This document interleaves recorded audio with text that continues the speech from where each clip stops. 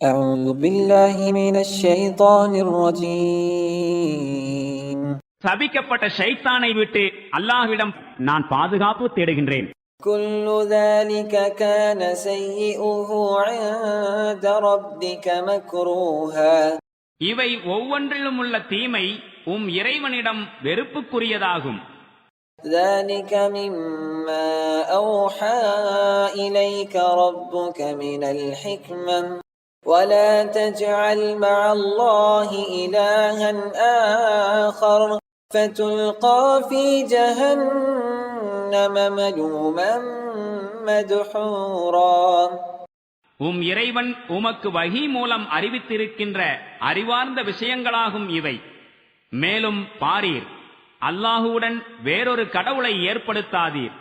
அவ்வாறு செய்தால் பழிக்கப்பட்டவராயும் நன்மைகள் அனைத்தையும் இழந்தவராயும் நரகில் போடப்பட்டு விடுவீர்.